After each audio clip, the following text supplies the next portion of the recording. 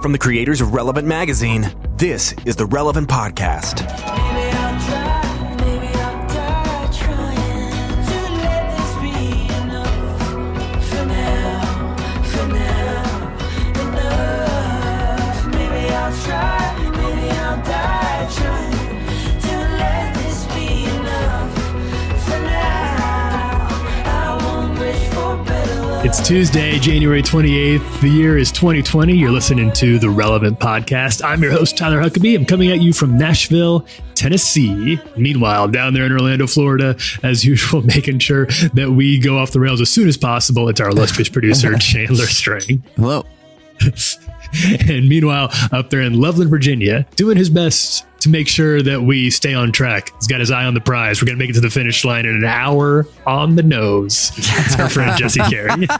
Hello. That's right. I have a timer going. I am in a tank slowly filling with water at exactly the 60-minute mark. Someone will need to pull the plug again. I didn't really think about how I'm going to get out. It just seemed like a very fun, elaborate way to keep time, you know? So you have some sort of like 1960s, I booby-trap myself. like a Batman TV show situation where you're slowly you're gonna die if you don't either escape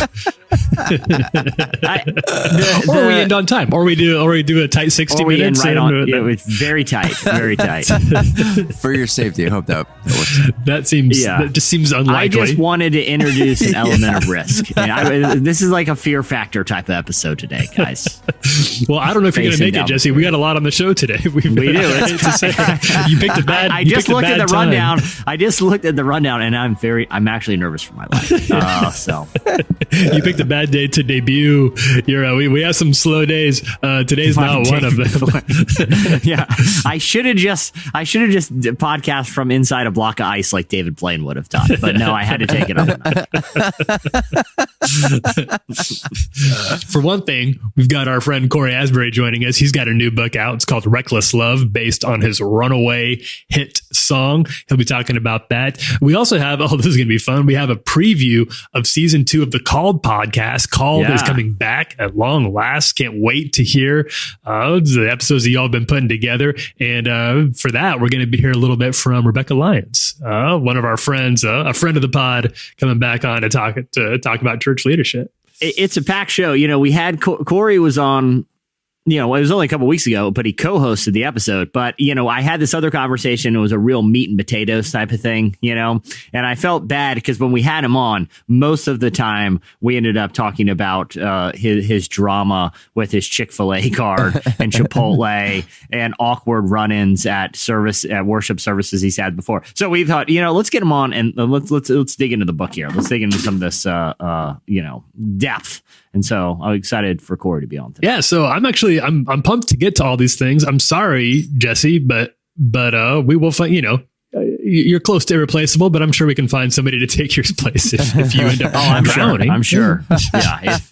It's not a problem. Not worried about it. I'll try to keep things. I'm host, so it's my job to keep things moving as quickly as we can. But, sometimes the banter just gets going. The ideas are popping. The mind is sparkling. The conversation is just Tyler, too fast. Hurry! Wrap it up! Get to the next segment.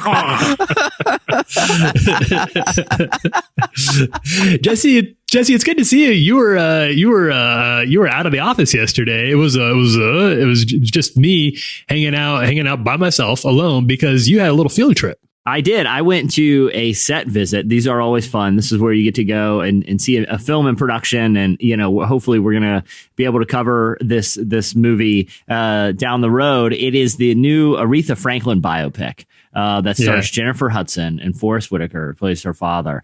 And I got to go to, the set. They were filming actually yesterday in Atlanta at an old church in downtown Atlanta.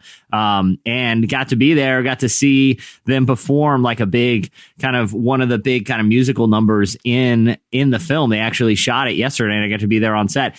Being awesome. On a film set is such an enlightening thing. I feel like I have ancillary knowledge, like basically watching television and watching movies of what it's like, there's a lot of moving parts happening there. And it took them wild. The entire day for what I can only imagine is going to be about 3 minutes of screen time. Like it is a real game of patience, but it was a lot of fun and got to meet Jennifer. She was, such an incredible talent and such a cool person. And I'm really excited to see the movie when it comes out in October.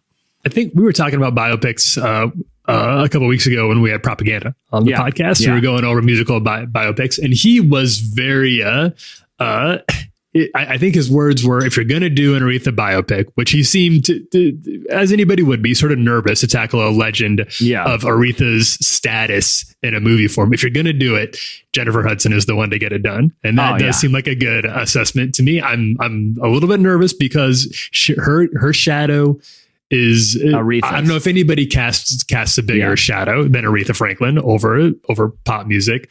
But she's one of the few.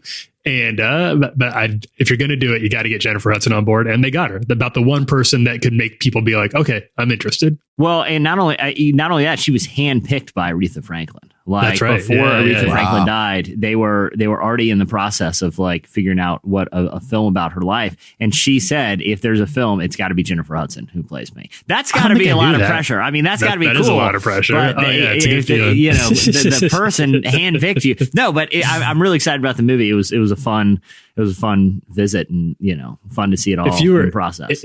If you were on your deathbed, and Jesse, you kind of are right now. Exactly. Essentially, I mean, we're already 6 minutes into this whatever thing. You say. And it's already looks like it's already up to your knees, and we're just getting started. I think I've let the valve too loose because it is pouring in far too fastly. We're going to be wrapped in a tight 20, I'm afraid. Okay. But if you're on your deathbed and they come to you and they say, okay, Mr. Carey, we want to do a movie about your life, the many adventures that you had, but who do you want to play you? Who would you go for? Who's your person? I would do like they did from that Bob Dylan movie where they would have like 6 different people, none of whom look anything like me. You know what I mean? Yeah, I just want them to capture my essence. They like could be all elderly. Japanese child, a woman, an elderly person. Yeah, exactly. I would go for the more esoteric for my adventures. And what about you? I mean, I feel like. You're current. It's hard to not see you as like a Chris Evans because you are literally wearing the exact sweater from Knives Out. I'm wearing the Knives Out sweater, inspired by the Knives sweater. I went to I actually saw Knives Out and I was like, I got to have that sweater. So I was part of the craze. I was part of the mad rush to get the Chris Evans sweater. I don't think it has, if you don't have the Chris Evans shoulders, then it just kind of looks like a dad sweater on you. And I can embrace it. That's okay. And that's okay. It's not a big deal. So I'm working out the shoulders, wearing the sweater in the meantime. If you dream it, you can achieve it. But I like your idea of going a little bit of casting a lot of people, capturing my essence is more important than capturing my exactly. My I don't know if anybody could capture these features. We could throw any male model up on the screen, and they could reasonably pass for me. But the Goslings, the Chris Evans, the Ryan Reynolds, blah blah. It's just very predictable. It's just what people would predict. I'm just trying. Everybody knows they could do it, and it would be bewitching. It would look just like they're like, oh man, it looked just like him. But is that really what we want out of the Tyler Huckabee movie experience? I don't think so. Well, I know we got a lot to get to. I know we got 2 guests coming up, but this weekend was the Grammys, and Tyler, each year I know you put together a list of your favorite releases and albums. But what are your, just real quick, I want to know, and we didn't talk about this beforehand, but I am curious if you have sort of a Grammys hot take this year. What did you think about? Because I know there was some. This year in particular, there was a lot of debate about whether the people who won were deserving or not. Do you have a Grammys take? Do you think the Grammys need to be fixed? I think like everybody does. I think the Grammys I think it's the worst awards show. Yeah, a low bar to clear because it's just always so weird and the rules don't make sense. And I felt like music. It's, pop music is in such like an interesting and weird place, not just like kind of at the, trying to figure out what it looks like with like modern radio and streaming and what even is an album anymore. Does the construct of an album even really matter anymore in the era of kind of singles and music, but also just how Like, I feel like there are big, stars and celebrities, but I also feel like collaborations are so frequent and common now too, that like there's less and less of a distinction between a lot of artists, and it seems more like a big community. You know what I'm saying? Like, it really does seem like positioning artists against each other.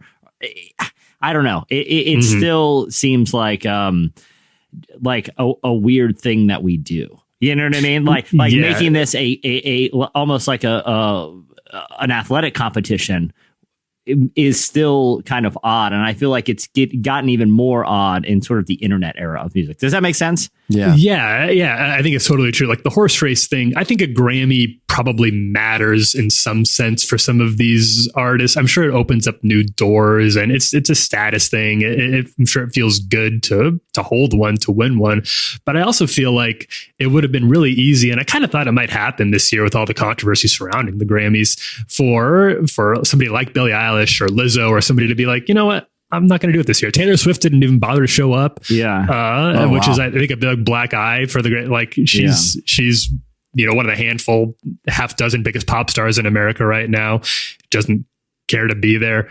Last year, Ariana Grande didn't show because of all the controversy around her performance. And she said no. I don't think either of them took a ding on their careers for that at all. So I wonder if you're going to see pretty soon new artists who are just like, why do I want to? Why would I bother being a part of this? What is it really going to do for my career? Ariana Grande's fans do not care if she has a Grammy or not. Yeah, an arbitrary trophy, that shows that her music is good. Yeah, exactly. It is a weird contra. I just feel like this year with the Grammys in particular, it just seemed like everything was sort of coming to a head, and people are just kind of questioning, why are we still doing this? You know what I mean? Yeah. Like, is there a better way to celebrate the best art of the year than to position it against other artists? Like, it seems like there's got to be a better way to celebrate this stuff, And the best things they do are those collaborate. Like when you had Lil Nas X show up with BTS, Billy Ray Cyrus, Mason Ramsey, the yodeling kid, and Nas, the actual Nas, Big Nas X, all showed up for a big collaborative spectacle performance. That's super cool. That's the sort of stuff I'd like to see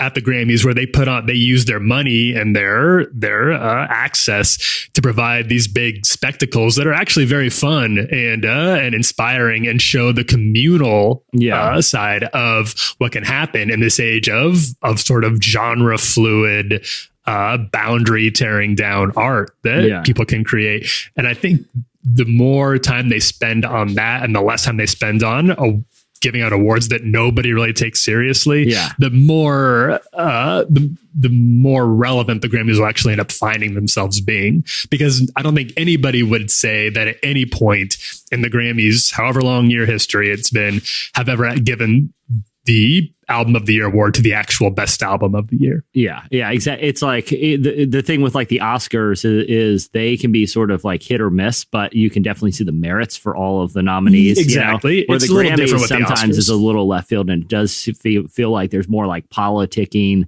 and like you said, the sort of like they really sort of conflate the artist and the music sometimes too. Like they're not necessarily rewarding the best album of the year. They're rewarding the album from the artist that they feel like was the most important that year. You know what I mean? Like it does seem like there's a serious conflation of celebrity and art in a weird way with the Grammys, but Yeah.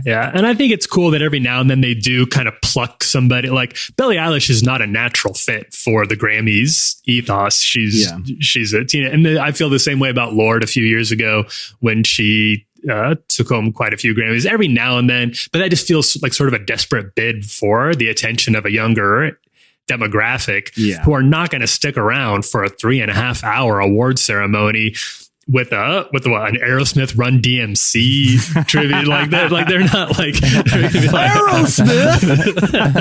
I rode their roller coaster one time. It is weird that Disney still has an Aerosmith roller coaster, by the way. It's weird that Aerosmith is in any way considered like a legacy, because what are they like? Who outside of Walk This Way, which was a big deal, and the Don't Want to Miss a Thing, the Armageddon song, the Armageddon song, Dream On. I guess, but are they really considered? Do you talk to people who are like Aerosmith? My God, ride or die for Aerosmith, dude. Yeah, have you ever met someone who's like, yeah, it's just a big time Aerosmith fan? Well, there aren't any. It's just like Aerosmith is just a band that exists that everyone's just very agnostic about, right? It's like, yeah, they're relatively safe. You know, they put out some like, you know, poppy rock and roll. Steven Tyler, sort of this like cartoonish figure, but it is weird. Like I said, Disney World in Florida there. How? Okay, they bring in people from around the world. They just opened a Star Wars land, like the Galaxy's Edge. They just opened an entire park. Chandler, have you been to Galaxy's Edge there at Disney yet? No, I have not. I haven't been to Disney since I was like 10 years old. Most of the people there in Florida, whenever I'm down there, everyone's talking about, you know, all these new attractions. Dude, you got to check out the day that Galaxy's Edge opened. Like half the staff at Relevant, who are mostly in Orlando, and half the internet. Like, it's trending on Twitter. I'm in late today. People are talking about, you know, they've got the Avatar world. Disney has the greatest attractions in the world, and they have an Aerosmith roller coaster. Like, here's a roller coaster. Like, okay, down the street we got Harry Potter. We have the biggest IP in the world. We have Avatar, Star Wars. We have the MCU. We have Marvel rides here. And we have a roller coaster with a rock band of guys in their 70s who haven't put out a relevant song in literally 20 years. And we have an entire roller coaster for them.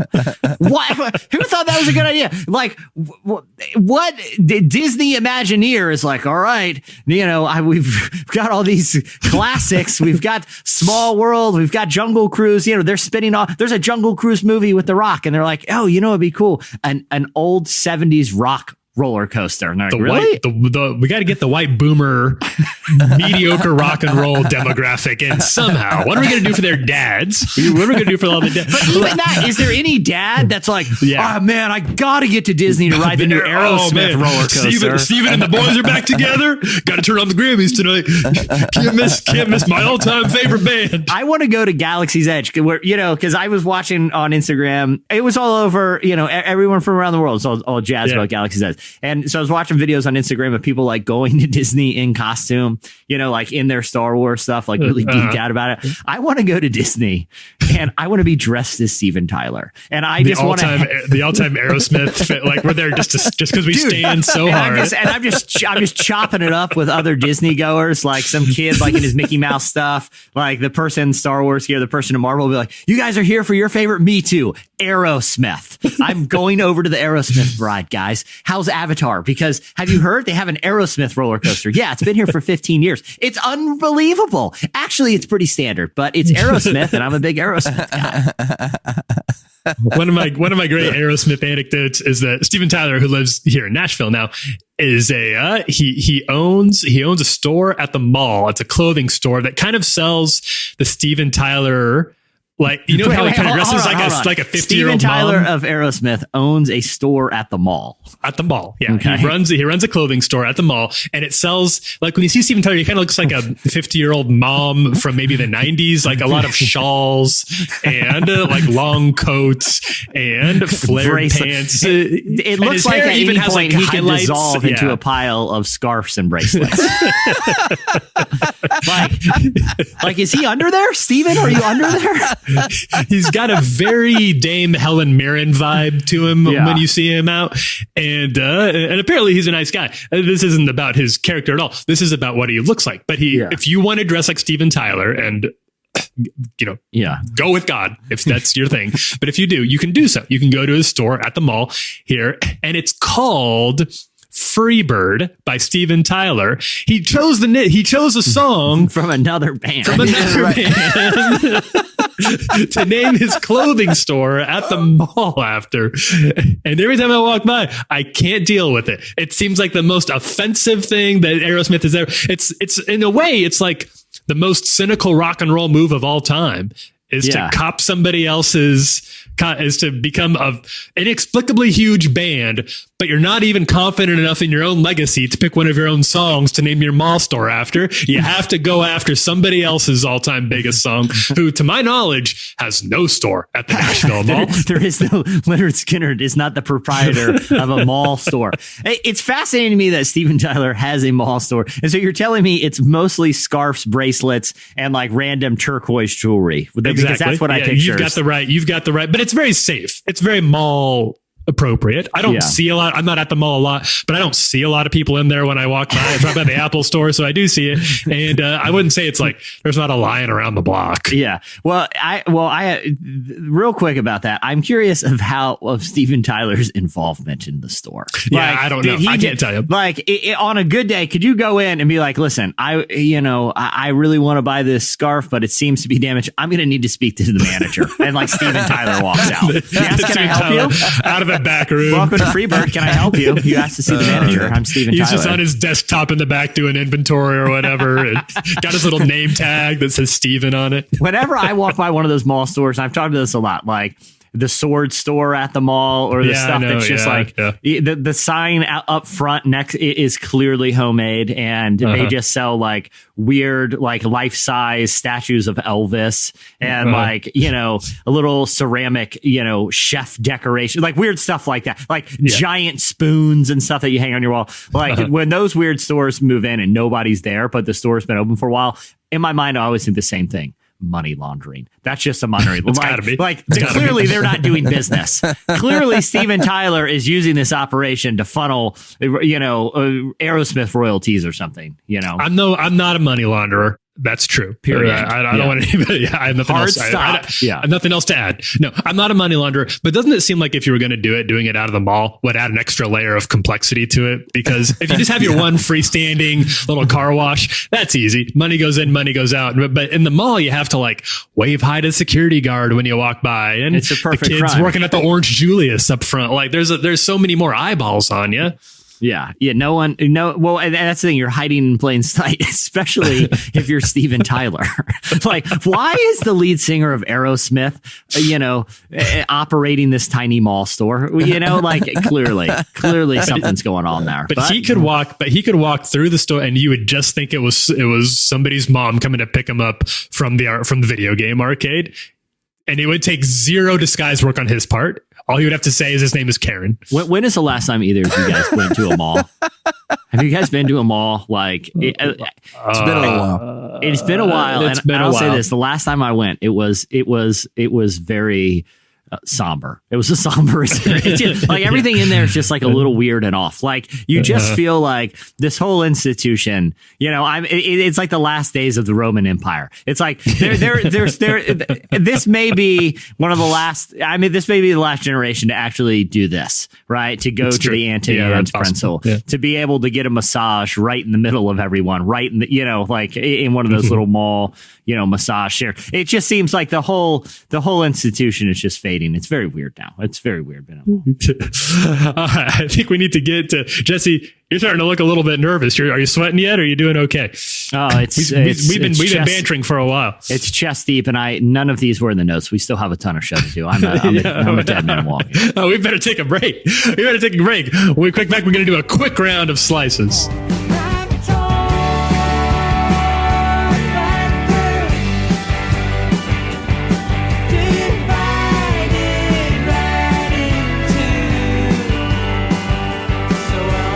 You're listening to Phase by Pine Grove. At the beginning of the podcast, you heard Enough for Now. That's by Ethan Gruska featuring Phoebe Bridgers. Enough for Now? Is that how you're feeling about the amount of water you're surrounded by right now, Jesse?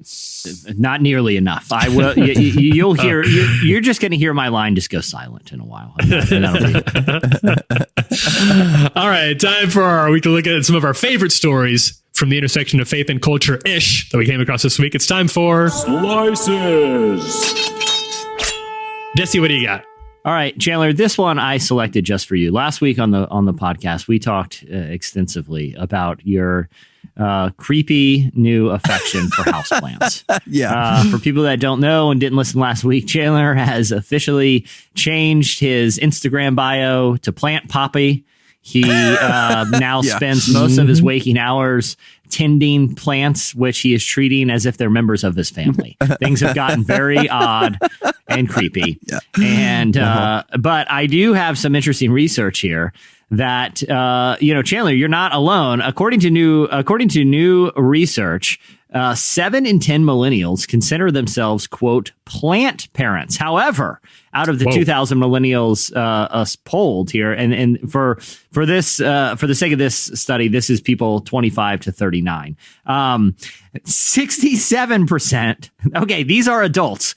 25 years old to 39-year-old said taking care of a plant is more of a challenge than they bargained for. Many are intimidated. In fact, it said this: the average plant parent in this age demographic has killed 7 plants they've brought into their homes. So no wonder most are intimidated. So there is actual research that a lot of people, Chandler, the moral of the story is this: a lot of people have the ambitions to do what you're doing, to be a committed plant parent, but 67% are intimidated. What is your advice for a rookie plant parent that wants to get into this game, but they have blood on their hands already from bringing potted plants into their home that didn't survive? What would your advice be? I thought I was going to be one of those people where I was just killing them all, but just find out the easy ones, put them inside right inside a window, and then water every week and a half. It's super easy. Well, here I'm going to read something from the study. 3 in 10 respondents reveal one of the hardest lessons that comes with being a good plant parent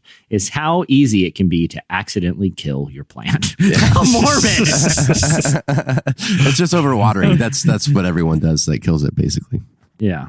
Well, overwatering kills it. If you overwater, it looks like it's dying because of underwater. So then you are compelled to give it water, and then that just makes it worse.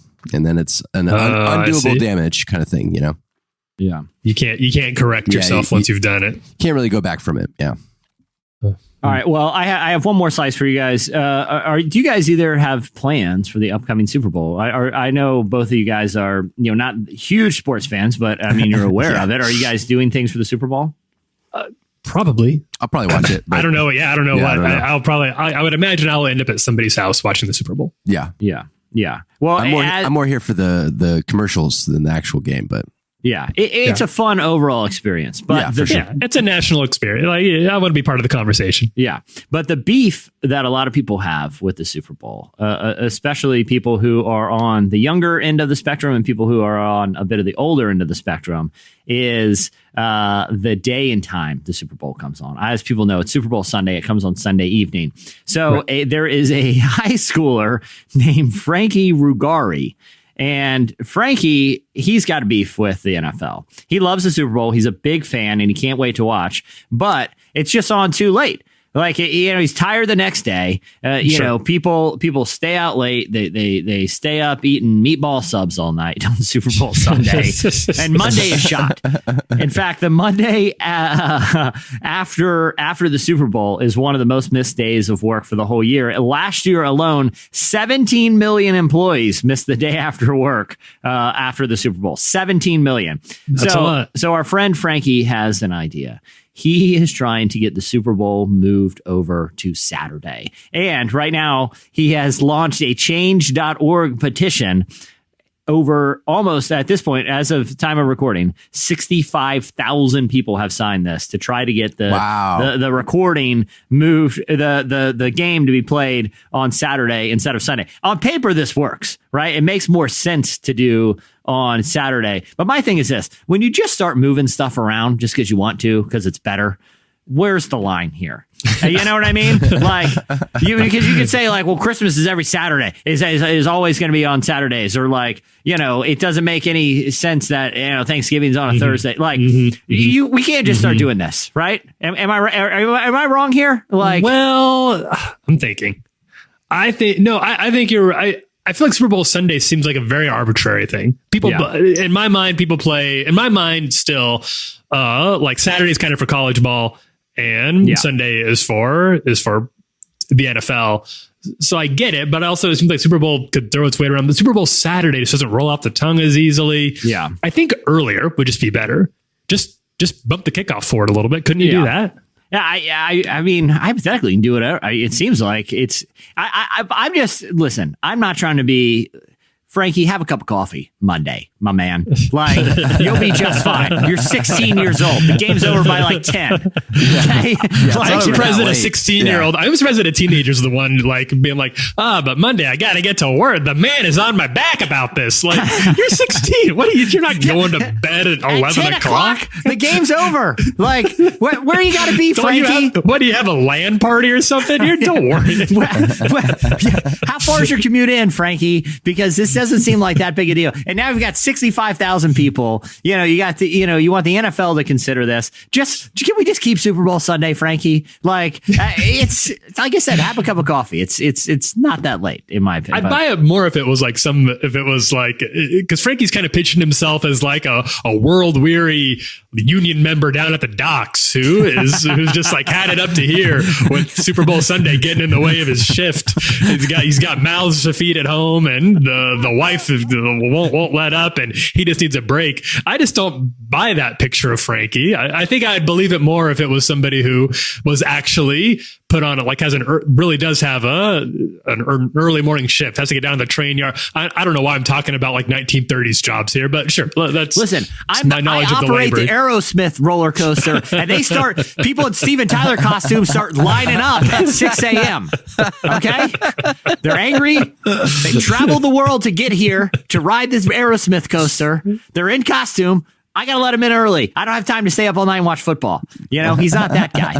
And then you could really do, if you did that, you could really do the homecoming would be a bigger deal on Sunday, right? Whichever team wins, flies in, everybody lines out in the streets, you have the parade or whatever. I feel like right now that's already very disruptive for a lot of teams. If you did it on Sunday, it's a little less, I mean, it might get away to church, but other than that.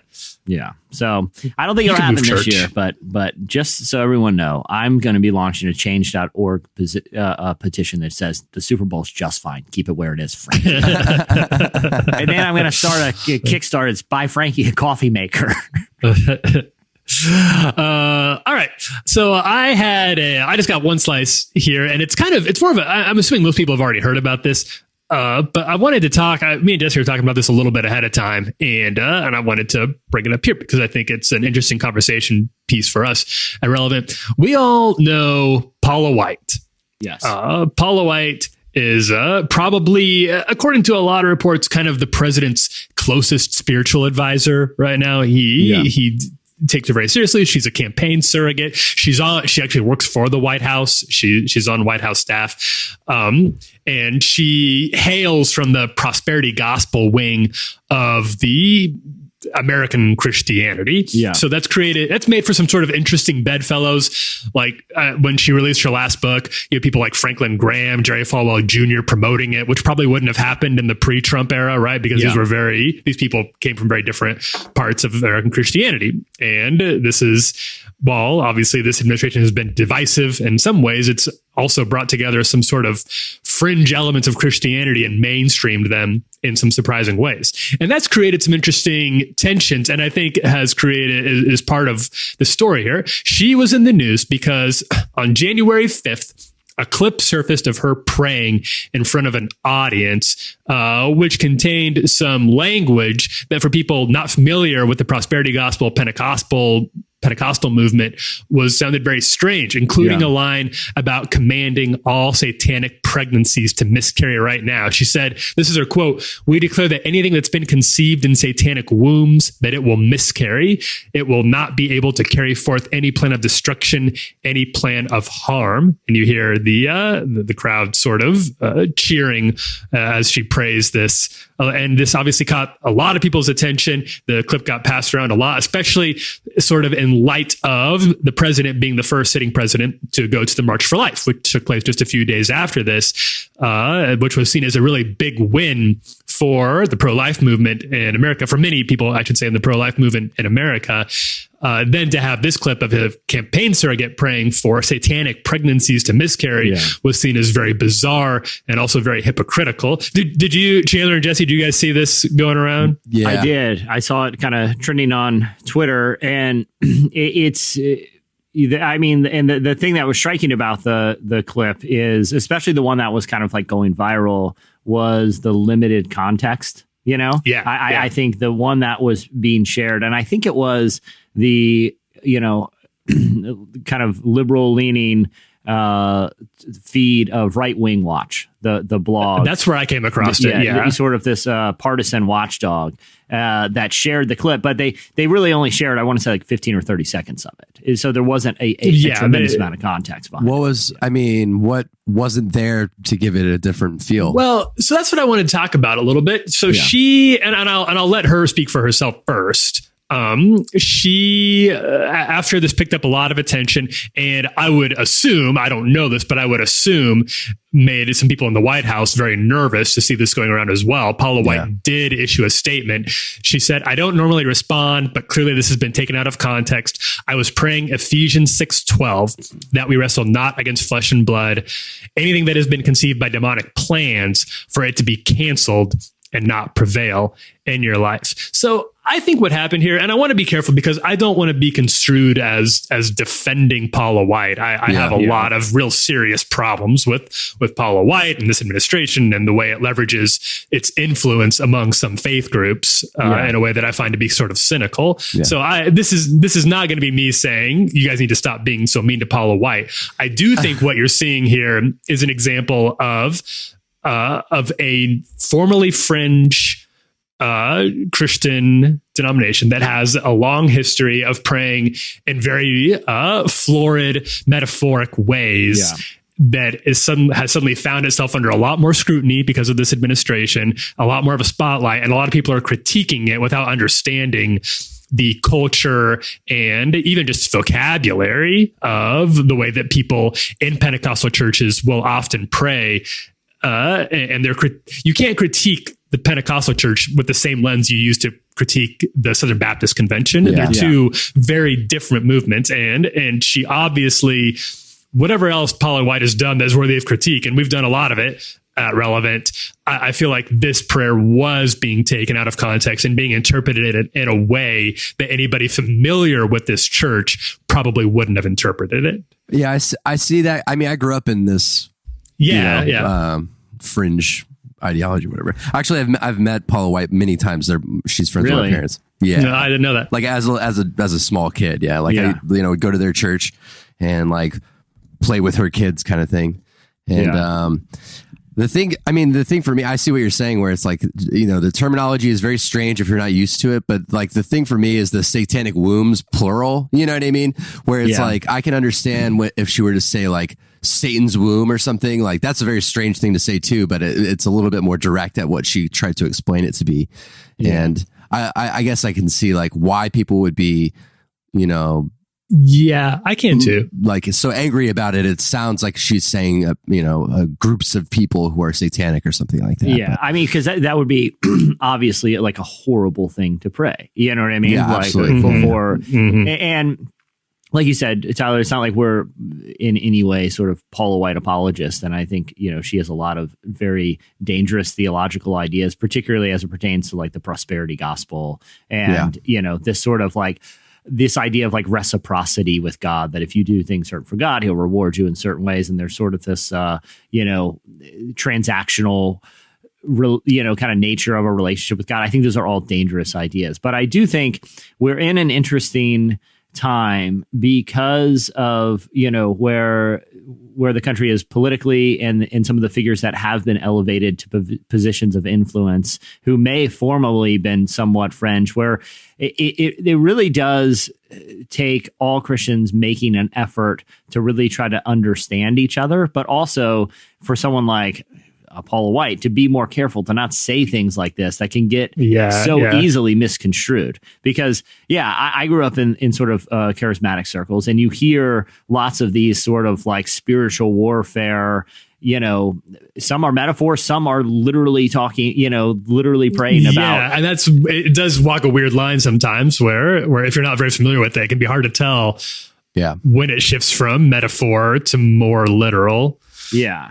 Yeah. And to your point, Chandler, I think you're right that she left herself open both in the language she used here and obviously in her many past instances of saying some very some bad things, of saying of having bad takes on how God works and how God might be using politics in this country. So she left herself open for these kinds of critiques. So she kind of set herself up to be, if she is indeed being misinterpreted here, and I think she probably is on some level. Yeah, she set herself up for it.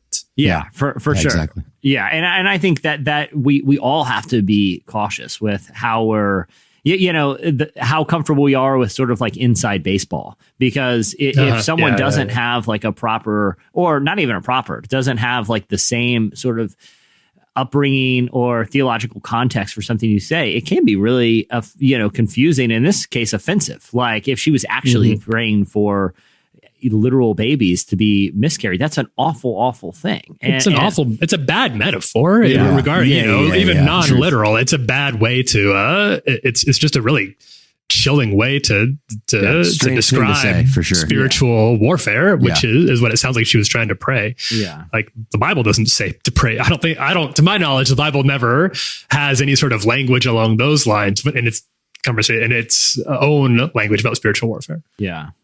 It's definitely an interesting time culturally when one day you can see something like,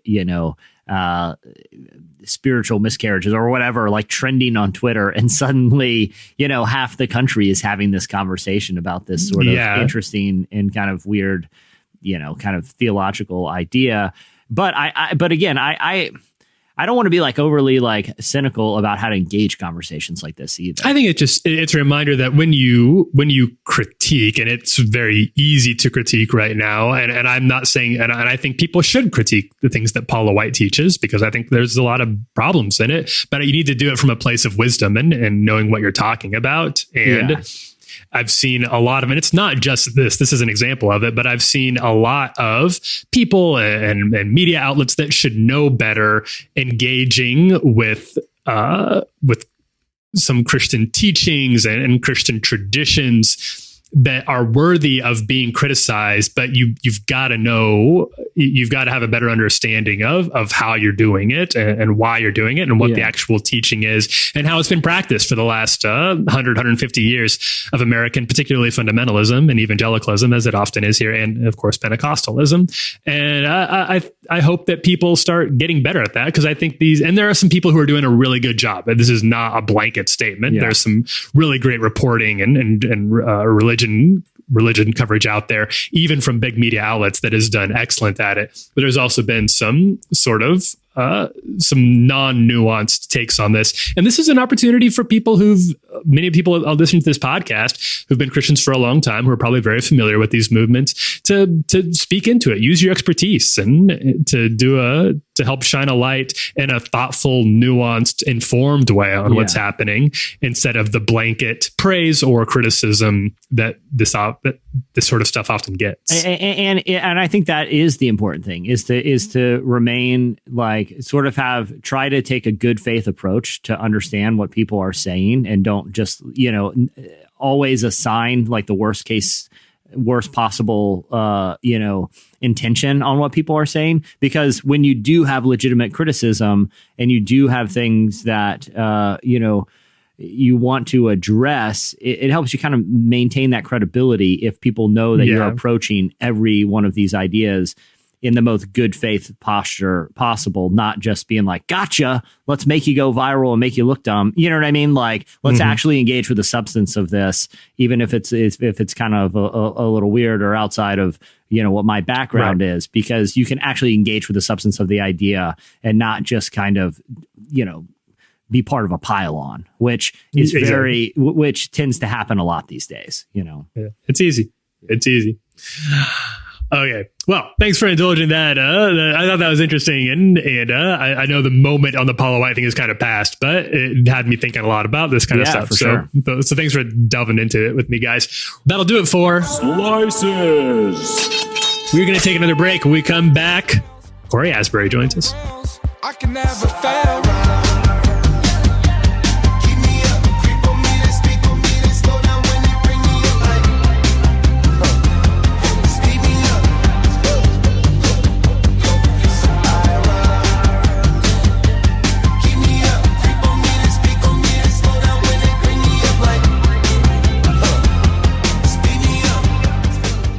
Bible uses the word Christian to describe followers of Jesus a grand total of 3 times. But there's another identifier that fills the pages of the New Testament, a word we've mistakenly reserved for the halo-wearing elite, losing something profound in the process: saints. Wrapped in this ancient word is a divine invitation to discover who God created you to be and awaken to the life you were meant to know. Using scripture and stories from his own experience, Addison Bevere makes a compelling case that the life you desire is found in the mystery of this sacred identity. To learn more, visit addisonbevere.com. Available wherever books and ebooks are sold. Never gonna last. Came a long way from the back of my dash. Since I got racks, I'ma never look back. I'm going fast, I'm on way to the bank. Level up, I'm moving up on my rank. Pedal to metal, I'm winning a ring. Yeah. Keep me up, creep on me, then speak on me, then slow down when they bring me up like speed me up. You're listening to Speed Me Up by Wiz Khalifa, featuring Ty Dolla $ign and Lil Yachty. That's from the Sonic the Hedgehog soundtrack. That's where I yoinked that one from. A timeless Sonic stan like myself had to bringing the heat, to my man, Yeah. Sonic. Well, Cory Asbury is a singer, songwriter, worship leader, and the author of the new book, A 40-Day Journey into the Overwhelming, Never-Ending Love of God. Jesse, you recently spoke with Cory about the devotional and the power of understanding God's love. Yeah, it was, like you said, we had Cory on a couple weeks ago to kind of guest co-host with us. We had some fun, but I really did want to spend a little bit of time to talk about the book because, Cory became such like an influential figure once the song Restless Love came out. And, it's such a powerful song. And it really, at the heart of the song, it's about God's love and God helping us through kind of difficult times. And, he wanted to kind of frame the book, which is inspired by the song, in a way that would actually help people to grow spiritually based on that idea. That, this is, he calls it like a 40-day journey. So you go through the book and it actually kind of underscores some of the big ideas in the song, which really have to do with a loving God caring for people that live in sort of a fallen world. Here's how Cory kind of described the way the song inspired the book. I really wanted people to grab hold of the things that I was learning in writing the song, because the song was birthed out of 3, 4, 5 kind of major events of my life.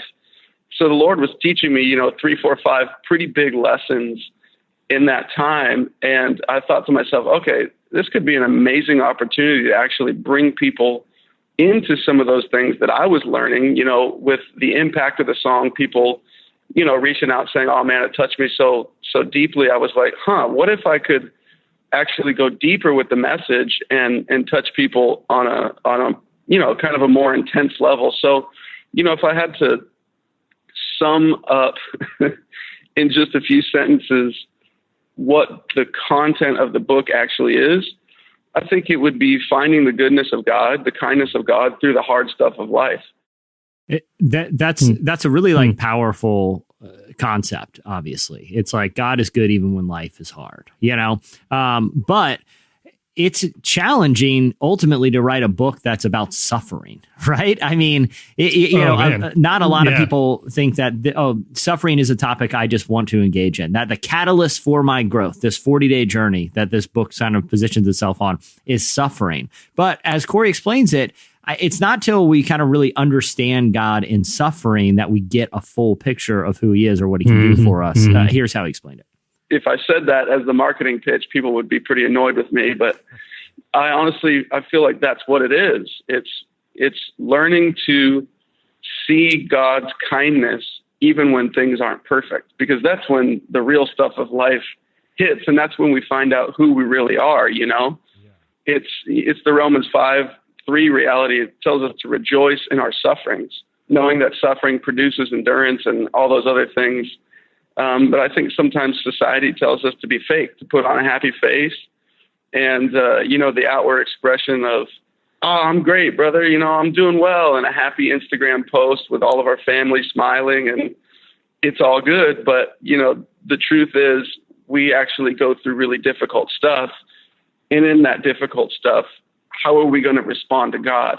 Because I've seen, 90% of my friends who really dealt with something tough actually turn away from God in offense instead of turning toward him in love and trust and faith. And so hopefully, this book can get into some of those real issues of honesty before God and learning to love and appreciate his kindness even when stuff sucks.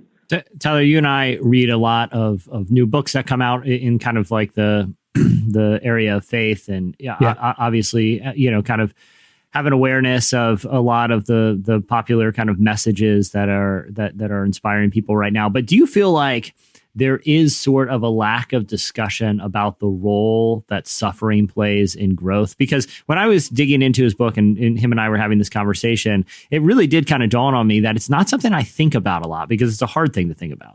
Yeah, I think that there's maybe sort of an awareness. There's like a cliche about it, like, oh, the hardest times in my life are what made for the biggest opportunities for growth. I think people say that, but I don't think we really mean it a lot of times, because so much of our day-to-day life is about avoiding suffering, and so much of like the current like self-care, like mental wellness craze, which I think has a lot of really good things about it, but also it tends to ignore the value and importance, not always, but a lot of times tends to the value and importance that suffering does have on your life, and the way that it does shape you in ways that nothing else can. And I think so I'm glad that Cory's talking about it. Yeah, for sure. And that's why, I was excited that he kind of took this direction with the book, because as he explains in this next clip, the part of why he felt called to write it and what he hopes it will do for people who end up engaging with it is to help them better understand suffering, not just so that they better understand pain, but they can better understand, God's love, which really transcends that. And here's how Cory explained that. If I'm honest with you, I do believe that there is a pretty dangerous false doctrine, especially in the Western church, that says, Jesus suffered, so I don't have to. And the truth of the matter is that's error.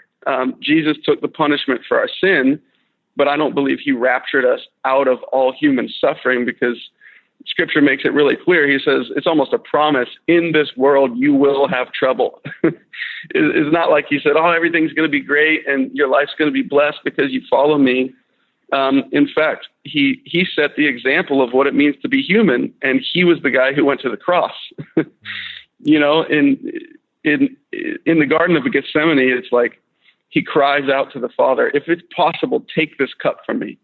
Nevertheless, your will be done. So this shows that suffering did in fact suck in the moment. It wasn't fun for Jesus. He wasn't like, oh, this is great, I can't wait to go to the cross, Dad. It showed that it was difficult in his humanity, because we know that Jesus was fully God and fully man. So in his humanity, he's dealing with the pain of it, but he shows us he is the perfect example of how to be human. He is the image of the Father that unravels the existence of humanity. And again, society, tells us to be fake, but I love this idea I've been kind of stirring on lately. In the Bible, people wore sackcloth and ashes. If you're familiar with that idea, it's when they were going through mourning or something difficult, or they're showing repentance for wrongdoing. And it was this outward expression to God and their communities saying, I'm not okay. I'm not good right now. And they dealt with it in a healthy way and an honest and even an outward way. And I think nowadays we try to hide it all and think, Jesus dealt with that, so I don't have to. But it's not the truth. It's such a good message. It's so, like we were talking about earlier, it's one of those messages that's just counter to what you hear a lot, and Cory's not afraid to call out what he sees as his false teaching, that, Jesus kind of assures this sort of pain-free, easy life. This book really challenges that. It's such a cool, the way it's structured, like I said, sort of this 40-day journey that it takes you on really does challenge you in a lot of really interesting, powerful ways, particularly as it pertains to God's love through really tough seasons. So the book's called Reckless Love, and it's out now by Cory Asbury. Oh, man, thanks a lot. Looking forward to digging into that. That was Cory Asbury. Next up, we have a preview of Called Season 2. Boring people, boring lives. Wake up to the same 9 to 5. fight off the night, 'cause we boring people, boring life. The evangelical church in America has reached a cultural crossroads. Many of the virtues that many of us believed were a central piece of our religious heritage have been hijacked and used for political or cultural gain. Amy Peterson's latest book, Where Goodness Still Grows, traces the virtues from their original meanings and imagines what it could look like for us to embrace and celebrate them today. Author Sari Bessie shares, Where Goodness Still Grows is one part lament, one part hope, and entirely necessary for these days. Download the free discussion guide and free chapter at amypeterson.net. Drinking coffee, fight off the night, 'cause we boring people, boring life. You're listening to Boring People by L. Divine. We're not the boring people. The song is you boring. just listened to a song titled Boring People. I am not boring. I am the we assistant are- manager of Steven Tyler's Nashville Mall store. It's a thrilling job. Spend most of my day folding scarves and polishing turquoise stones that he uses in nose rings. Aerosmith fans from all over the world lining up. Come here. Lining up. I'm not boring. 2, 3, 4 at a time. I'll be honest. Take This the one ride of here, their lifetime. this one here, I'm not even sure as if it's a very large scarf or a small cape. Don't know, but it's just one of the many cool things we have here. Now, I know this looks like a warlock spear. This is actually a microphone holder that Steven Tyler will use. I don't know why it has 15 blades and scarves blowing everywhere. It looks like a sailboat regatta flying through, but it's this microphone pole, and it costs $5,000. So we got ourselves a deal. Yeah. If you lined up Steven Tyler and Liv Tyler, for sure more people know who Liv Tyler is than Steven Tyler, Absolutely. right? Like, it's Yeah, not even this close, generation. right? Yeah. The whole Aerosmith thing was maybe just preparation. They walked so Liv Tyler could run. Yeah, exactly. Well, each week on the Called podcast, our friend Josh Turner and a panel of hosts, leaders, and pastors discuss the issues that modern church leaders deal with on a daily basis, from practices that can lead to spiritual growth and to protecting ministries from abuse to world-shaping leadership advice. Each episode features leading writers, thinkers, and pastors discussing the lessons they've learned. In the season 2 premiere, which drops this week, Rebekah Lyons joins us to discuss the ways to avoid getting burned out. Here is a preview of Called Season 2 with Rebekah Lyons. Well, I'm not a senior pastor at a church, but I have kind of had a pastoral shepherding role really in my vocation for the last, 8 years. Yeah. And what I find in a lot of leaders that have that heart for other people is they're the last to take care of themselves. And so we experience burnout. Studying research, honestly, for this project, I was shocked to see that 77% of society today experiences physical symptoms of stress. So that's almost 4 out of 5 of us. And that's not even just looking at pastors. I would say for pastors, it's probably a little higher than that. Yeah. But just this idea of output at all times, and no room for input. And really, honestly, this book is framed with these 4 rhythms for sustained emotional, spiritual, relational health.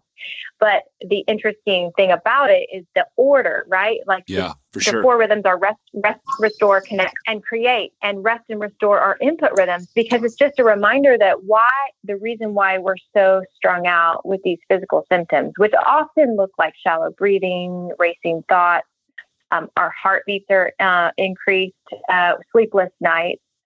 It just starts to affect every area of our lives. And so the book and these rhythms are really just an invitation back to rest and restore, to be replenished.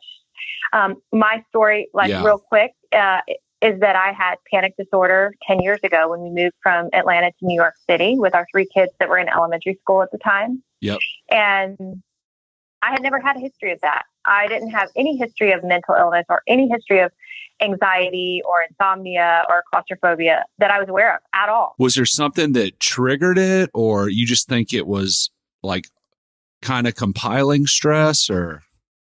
Yeah, I think it was chronic. See, one thing I've learned is that there's traumatic moments that kind of shape something in your brain, and your brain tries to protect you from that memory or that hardship or whatever. But then there's also something called chronic trauma, which is a long-term, extended, stressful environment that you just find yourself in. And I would say most pastors find themselves in these roles where they have to always be addressing hard things, sure. Whether it's funerals, weddings, counseling, someone's in a crisis moment, you're kind of the one who takes the brunt of a lot of those things and wears that hat. And one definition of trauma, quite frankly, is anything beyond the bounds of nurture.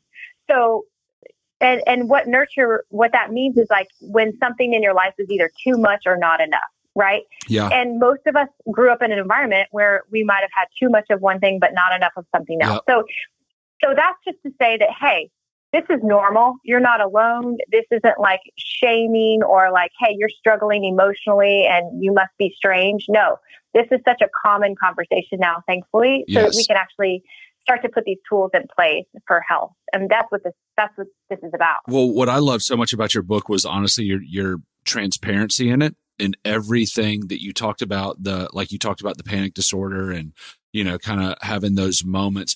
What were some of the very practical things for you, for everyone listening? What were some of the practical things for you that really started helping you when you would have those moments of panic? Or you talking, I think in one, you're in an elevator. What are those moments, or what were some of the things that you found in your life that really helped you during that season? Well, the only way you can combat claustrophobia, for example, or anything that you're afraid of is exposure. So while the temptation would be to avoid and redirect, you actually have to keep facing the fear. So bravery is moving scared. So a lot of times, that's good. Because what will happen is if we keep shrinking back from getting on an elevator, letting it shut, letting us be alone in it, is that the power of that fear just continues to grow to where I would start taking 9 flights of stairs, not just 2, right? Yeah. Because I just could not. And so it took a rewiring to go, nope, I'm going to set intention right now and choose to trust that while I would rather just take the stairs because I've gotten very used to that, I need to trust that I am not always in control of every situation, and I need to be vulnerable.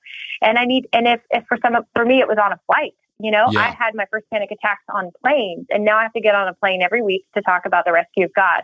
And let me tell you, like that irony is not lost on me. That God's like, the place of panic is now a sanctuary in the sky.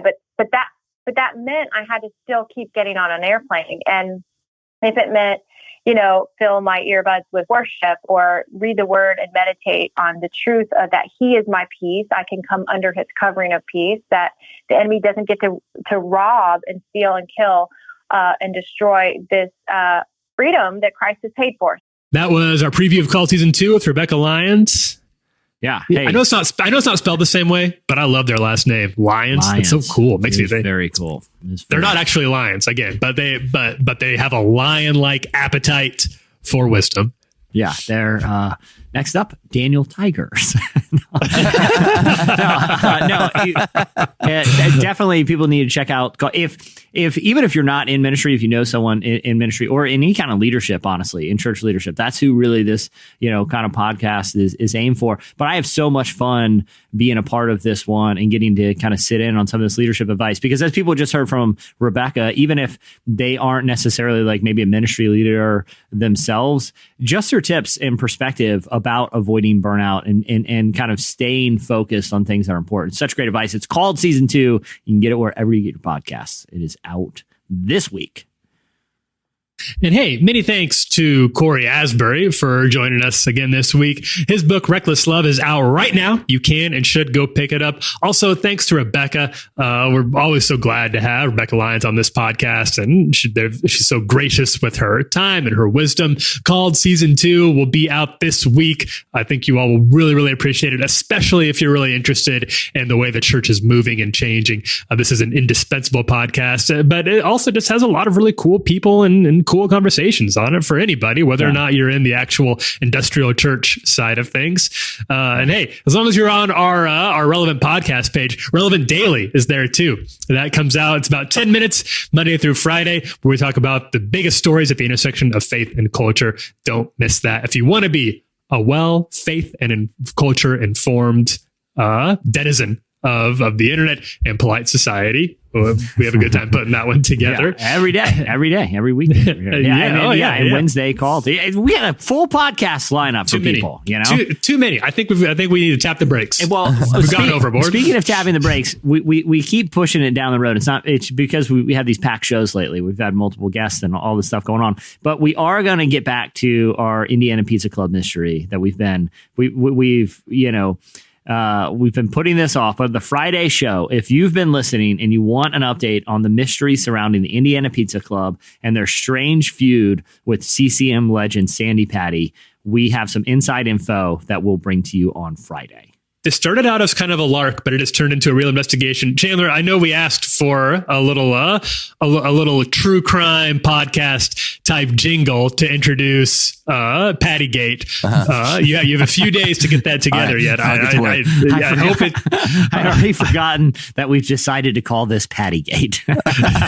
It is. And if you live in Anderson, Indiana, do not worry. The truth is coming. We have left no stone unturned in our investigation of what happened to your economy. What we will deliver the goods. Is nothing shocking. Short of shocking. Yeah, it's illegal. It's unconstitutional for sure. And we will look forward to revealing the full truth. The full truth in just a few days. Something unconstitutional. All right. Until then, we'll see you then. I'm Tyler Huckabee. I'm Jesse Carey. Have a great week, everyone. We'll see you Friday. I'm the assistant night manager at Steven Tyler's new mall store. Freebird. Got to just buy one, get one scarves, turquoise only. See you there.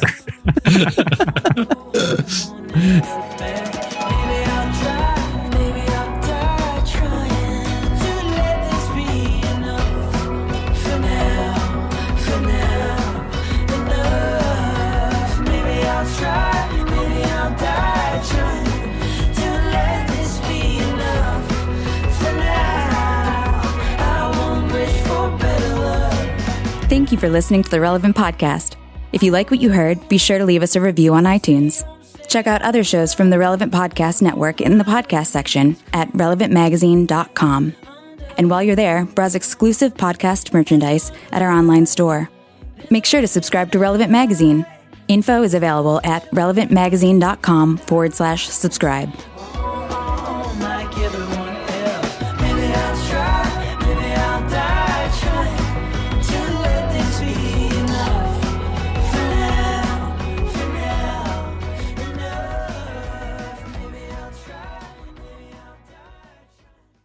Tyler, hurry! Wrap it up! Get to the next segment! Relevant Podcast Network.